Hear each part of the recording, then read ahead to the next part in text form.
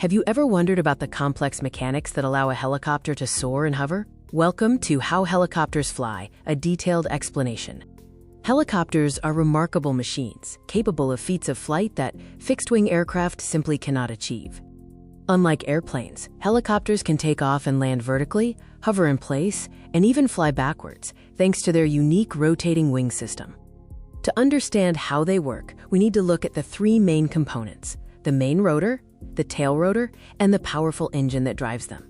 The main rotor is the most crucial part, responsible for generating the lift required for flight. It acts as the helicopter's rotating wing. Each rotor blade is essentially an airfoil, designed to create lift when it moves through the air, similar to an airplane wing. As the main rotor spins rapidly, the blades cut through the air, creating a difference in air pressure above and below the blade, resulting in vertical lift.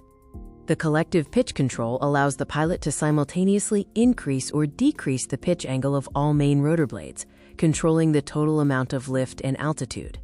Once airborne, the helicopter's direction is controlled by tilting the entire rotor disc, which changes the direction of the lift force. This tilting is achieved using the cyclic pitch control, which changes the pitch of individual blades cyclically as they rotate, allowing the pilot to direct the lift in any horizontal direction.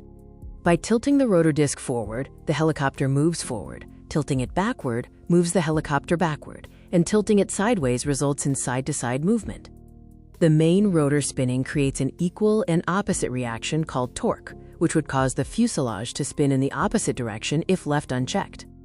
This is where the tail rotor comes in. It provides an opposing thrust to counteract the torque created by the main rotor, keeping the helicopter stable.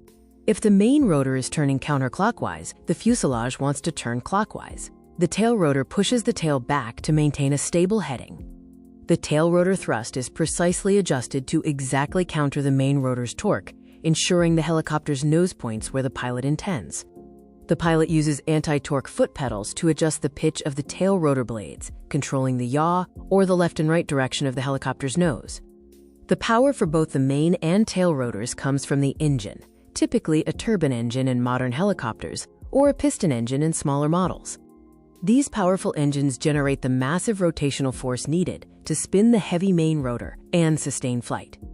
The transmission, or gearbox, connects the engine to the rotors, reducing the engine's high rotational speed to a slower, more effective speed for the rotors. In summary, helicopter flight is a sophisticated dance of coordinated controls, utilizing the main rotor for lift and direction and the tail rotor for stability. It requires the pilot to constantly coordinate the collective, cyclic, and anti-torque pedals to maintain control in 3 dimensions. This complex coordination is what gives helicopters their remarkable ability to hover and maneuver in tight spaces, making them invaluable for everything from rescue missions to construction.